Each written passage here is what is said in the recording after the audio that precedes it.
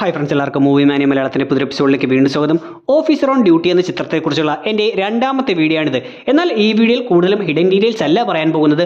പകരം ഈ ചിത്രത്തിൻ്റെ ആദ്യ ഹിഡൻ ഡീറ്റെയിൽസ് വീഡിയോ ഞാൻ ചെയ്തിരുന്ന സമയത്ത് അതിൽ കൂടുതൽ പ്രേക്ഷകരും ചോദിച്ചിരുന്ന ചില ചോദ്യങ്ങൾ. എന്തിനാണ് എസ് ഐ തോമസിന്റെ മകളെ ഇവർ ഉപദ്രവിച്ചിരുന്നത്? അയാളുമായിട്ട് ഇവർക്കുണ്ടാകുന്ന പ്രശ്നമെന്താണ്? അതുപോലെ തന്നെ റംസാന്റെ ശ്യാം എന്ന ക്യാരക്ടറിനെയും മറ്റും ഹരിയുടെ മകൾ ബസ്സിൽ വെച്ച് കണ്ടിട്ടുള്ളതാണല്ലോ. പിന്നെ എങ്ങനെയാണ് അവന്റെ വലയിൽ അവനെ തന്നെ പ്രേമിച്ച് ഇവൾ ഈ ഒരു കുരുക്കിൽ ചെന്ന് പേടുന്നത് എന്നെല്ലാം ചോദിച്ചിട്ടുണ്ടായിരുന്നു. സോ ആ ഒരു കാര്യങ്ങൾക്കെല്ലാം ഉത്തരം തരുന്ന വിധത്തിൽ ആദ്യ വീഡിയോയിൽ ഞാൻ പറയാതെ പോയ കാര്യങ്ങൾ ചേർത്ത് വെച്ചുകൊണ്ട് ഈ ചിത്രത്തിന്റെ കഥ ഒരു ലീനിയർ ഓർഡറിൽ പറഞ്ഞു പോകാനാണ് ശ്രമിക്കുന്നത്.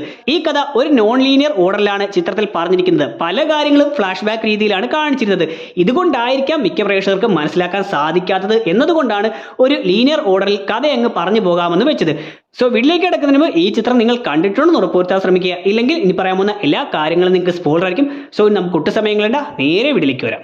സോ ഈ ശ്യാം, ക്രിസ്റ്റി, അന്ന, സെലിൻ ഇവരുടെ ആ ഗ്യാങ് ബാംഗ്ലൂരിൽ കോളേജുകളിൽ പഠിക്കുകയും അത്തരം കോളേജുകളിൽ വരുന്ന പെൺകുട്ടികൾക്ക് പ്രേമിച്ചും മയക്കുമരുന്ന് കൊടുത്ത് അഡിക്റ്റ് ആക്കിയും ഇവരുടെ റൂമുകളിലേക്ക് എത്തിക്കുകയും അവിടെ വെച്ച് അവരെ ലൈംഗികപരമായി ചൂഷണം ചെയ്തുമാണ് പോകുന്നത്.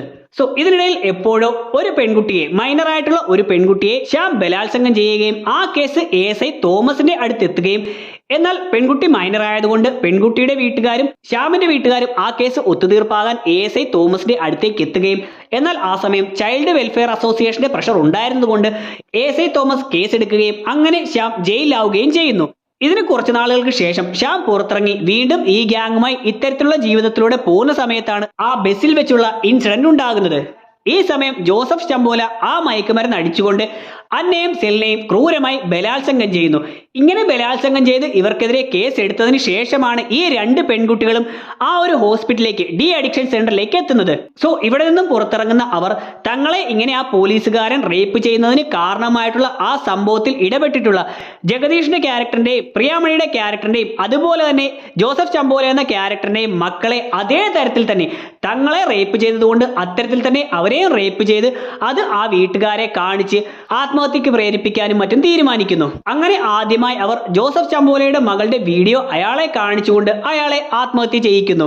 സോ ഇയാളെ തന്നെ ആദ്യമായി തിരഞ്ഞെടുക്കാനുള്ള കാരണം ഇയാളാണ് അവരോട് ഏറ്റവും മോശമായി പെരുമാറിയിട്ടുള്ളത്. കൂടാതെ ഇയാൾ ആ സമയം അവരുടെ ആ നാട്ടിൽ തന്നെയാണ് ഉള്ളത്. എന്നാൽ മറ്റു രണ്ടുപേരും കേരളത്തിലാണുള്ളത്. ഈ ഗ്യാങ് ആണെങ്കിൽ അതേസമയം ബാംഗ്ലൂരിലാണ് ഈ കാര്യങ്ങൾ ചെയ്തുകൊണ്ടിരിക്കുന്നത്. സോ മറ്റു രണ്ടുപേരും കേരളത്തിലായതുകൊണ്ടായിരിക്കാം ഏകദേശം 8 മാസങ്ങളായിട്ടും ഇവർ കേരളത്തിലെത്തി ഇവരെ ഉപദ്രവിക്കാതിരുന്നത്. പകരം അതിനുള്ള നല്ലൊരു അവസരം കിട്ടുന്നതിനായി വെയിറ്റ് ചെയ്തതായിരിക്കും. സോ ഇതിനിടയിൽ അവർ ഇങ്ങനെ ചമ്പോല എന്ന പോലീസുകാരൻ തങ്ങളോട് മോശമായി പെരുമാറിയതുകൊണ്ട് അത്തരത്തിൽ ശ്യാമിനെ മുന്നേ അറസ്റ്റ് ചെയ്തിട്ടുള്ള ആ ഒരു പഴയ പോക്സോ കേസിൽ അറസ്റ്റ് ചെയ്തിട്ടുള്ള എസ് ഐ തോമസിന്റെ മകളെയും ഇവർ ചതിച്ചുകൊണ്ട് അവളെ ലൈംഗികപരമായി ചൂഷണം ചെയ്തുകൊണ്ട് ആ വീഡിയോ എടുക്കുകയും ചെയ്യുന്നു. അങ്ങനെ ആ ഒരു പെൺകുട്ടിയെ കൂട്ടബലാത്സംഗം ചെയ്യുകയും ആ പെൺകുട്ടി ആത്മഹത്യ ചെയ്യുകയും ആ കേസിൽ ഹരി ഇടപെട്ടുകൊണ്ട് ശ്യാമിനെ പിടിക്കുകയും പോലീസ് സ്റ്റേഷനിൽ എത്തിക്കുകയുമാണ്.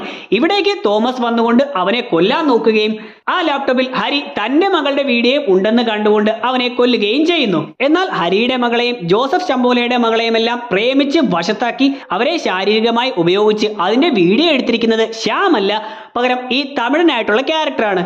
അത് സിനിമയുടെ അവസാനത്തിൽ ക്രിസ്റ്റി ആ ഒരു വീഡിയോ പ്രിയാമണിയെ കാണിക്കുന്ന സമയത്ത് അവിടെ മകളുടെ കൂടെ ഉള്ളത് ഈ തമിഴൻ ക്യാരക്ടറാണെന്ന് നമുക്ക് കാണാം. അതുപോലെ തന്നെ ജോസഫ് ചമ്പോലയുടെ മകളോട് ഹരി ശ്യാമിന്റെ ഫോട്ടോ കാണിച്ചുകൊണ്ട് ഇവനാണോ നിന്നെ ചതിച്ചതെന്ന് ചോദിക്കുമ്പോൾ അവൾ അല്ല എന്ന് പറയുന്നുമുണ്ട്. സോ അവിടെയും ശ്യാം അല്ല, പകരം ആ തമിഴൻ തന്നെയായിരിക്കും ഈ കാര്യം ചെയ്തിരിക്കുന്നത്.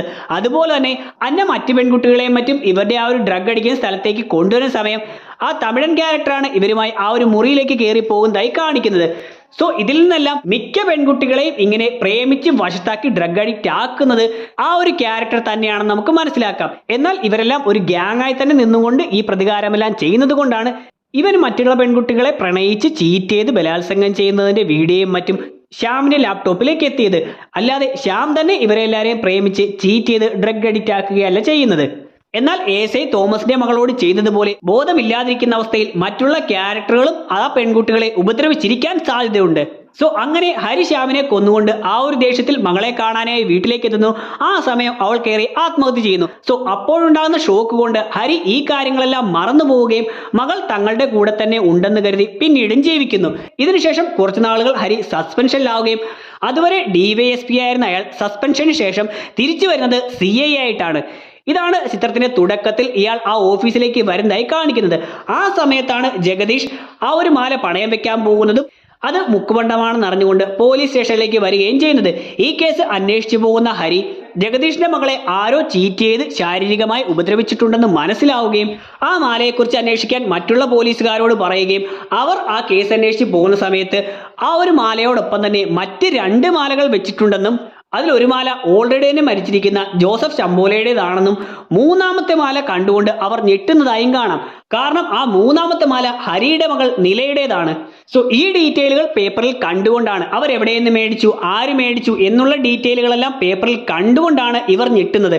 കാരണം ഇവർക്കും അറിയാമായിരിക്കും ഓൾറെഡി തന്നെ ഹരിക്ക് ഇങ്ങനെ ഒരു ഇഷ്യൂ ഉണ്ടായിട്ടുണ്ട്, മകളുടെ പേരിൽ ഒരു ഇഷ്യൂ ഉണ്ടായിട്ടുണ്ടെന്നും അതുകൊണ്ട് തന്നെ വീണ്ടും ഈ കാര്യം അറിയുകയാണെങ്കിൽ അയാൾ വയലന്റ് ആകാനും മറ്റും സാധ്യതയുണ്ടെന്നും അതുകൊണ്ട് അവർ ഈ കാര്യം ഷാഹുലിനെ വിളിച്ചറിയിക്കുകയും ഷാഹുൽ തൽക്കാലം ആ കാര്യം അറിയണ്ട എന്ന് പറഞ്ഞുകൊണ്ട് ഹരിയെ അവിടെ നിന്ന് മറ്റൊരു സ്ഥലത്തേക്ക് ട്രാൻസ്ഫർ ചെയ്യാൻ നോക്കുകയും ചെയ്യുന്നു.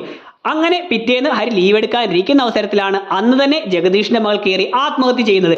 ഇതിലൂടെയാണ് ജഗദീഷിന്റെ മകൾ ആത്മഹത്യ ചെയ്ത് കിടക്കുന്നത് കാണുമ്പോഴാണ് ഹരി തന്റെ മകൾ ആത്മഹത്യ ചെയ്തിട്ടുള്ള ആ ഒരു സംഭവം ഓർത്തെടുക്കുകയും പഴയ ജീവിതത്തിലേക്ക് വരികയും ചെയ്യുന്നത്. ഈ സമയം ശ്യാമിനെ കൊന്നത് തോമസ് ആണെന്ന് കരുതി ക്രിസ്റ്റീൻ കൂട്ടരും കേരളത്തിലേക്ക് എത്തി തോമസിനെയും ഭാര്യയും വിഷം കൊടുത്തുകൊണ്ട് കൊല്ലുകയും ആ സമയം തോമസിന്റെ ഭാര്യയിൽ നിന്നും തോമസ് അല്ല ശ്യാമിനെ കൊന്നിട്ടുള്ളത്, പകരം ഹരിയാണെന്ന് മനസ്സിലാക്കുകയും ഹരിയുടെ ഡീറ്റെയിൽസ് എടുക്കുകയും ചെയ്യുന്നു.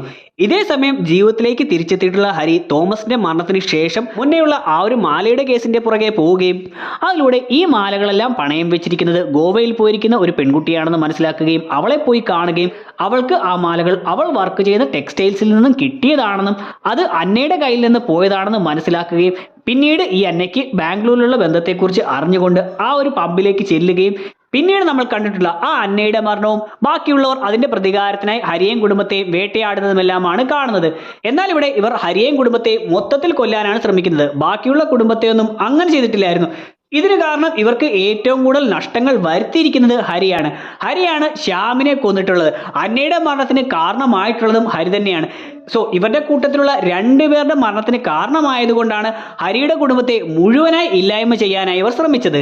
അതിനുശേഷം ഒരു ദിവസം മോളുടെ ബർത്ത്ഡേ പരിപാടി നടക്കുന്ന സമയം ഷാഹുൽ ഹരിയുടെ വീട്ടിലേക്ക് എത്തുകയും ആ സമയം ക്രിസ്റ്റീൻ കൂട്ടരും ജയിലിൽ നിന്ന് പുറത്തിറങ്ങിയിരുന്നുവെന്നും അവരെല്ലാം മരണപ്പെട്ടിരുന്നുവെന്നും അതിൽ നിനക്ക് വല്ല പങ്കുണ്ടോ എന്ന് ഷാഹുൽ ഹരിയോട് ചോദിക്കുകയും ഹരി ഒന്നും അറിയാത്തതുപോലെ പോവുകയും ചെയ്യുന്നു.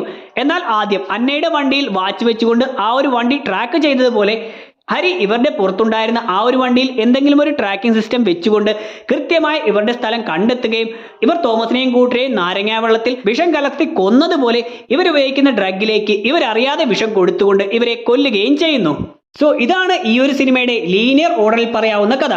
മിക്ക പ്രേക്ഷകരും സംശയം ചോദിച്ചിട്ടുള്ള മറ്റൊരു കാര്യമാണ്, ഒരു CI ആയിരുന്നിട്ടും ഇത്തരം കൊടും കുറ്റവാളികളായിട്ടുള്ള ആളുകളെ പിടിക്കാൻ ബാംഗ്ലൂരിലേക്ക് പോയിട്ടുള്ള ഹരി എന്തുകൊണ്ടാണ് ഒരു തോക്ക് പോലും കയ്യിൽ കരുതാതിരുന്നതെന്ന്. അതിന് എനിക്ക് തോന്നിയിട്ടുള്ള ഉത്തരം, ഹരി ഓൾറെഡി തന്നെ ഒരു മർഡർ ചെയ്തിട്ടുള്ള ആളാണ്. മിക്ക പോലീസുകാർക്കും അതറിയാമായിരിക്കും. കൂടാതെ ഹരിക്ക് മെന്റൽ ഇഷ്യൂ ഉണ്ടെന്നും പറയുന്നുണ്ട്. സോ ഇങ്ങനെയുള്ള അവസരത്തിൽ ഇത്തരമൊരു മിഷനായിട്ടാണ് ഹരിയെ പറഞ്ഞു വിടുന്നതെങ്കിൽ പോലും തോക്കും മറ്റും അയാളെ ഏൽപ്പിക്കാൻ പോലീസ് ഡിപ്പാർട്ട്മെന്റിന് ബുദ്ധിമുട്ടുണ്ടായിരിക്കും. ഒരുപക്ഷെ വീണ്ടും അയാൾ അവരെയെല്ലാം കൊല്ലാൻ ശ്രമിച്ചാലോ എന്ന് പേടിച്ചുകൊണ്ടായിരിക്കും തോക്കൊന്നും കൊടുക്കാതിരുന്നത്. ഇതിലൂടെ ഏകദേശം ഒരുവിധപ്പെട്ട എല്ലാ സംശയങ്ങൾക്കും, എനിക്ക് വന്നുകൊണ്ടിരുന്ന എല്ലാ സംശയങ്ങൾക്കുമുള്ള ഉത്തരമായെന്ന് തോന്നുന്നു. വീഡിയോയുടെ അവസാനിക്കുകയാണ്. വീഡിയോ നിങ്ങൾക്ക് ഇഷ്ടമായിട്ടുണ്ടെങ്കിൽ ലൈക്ക് ചെയ്യാനും ഷെയർ ചെയ്യാനും സബ്സ്ക്രൈബ് ചെയ്യാനും ശ്രമിക്കുക. വീഡിയോയെക്കുറിച്ചുള്ള അഭിപ്രായങ്ങൾ തീർച്ചയായിട്ടും വീഡിയോയുടെ കമന്റ് സെക്ഷനിൽ ഉൾപ്പെടുത്തുക. നമുക്ക് അടുത്തൊരു എപ്പിസോഡിലൂടെ കാണാം. അതുവരെ ബൈ.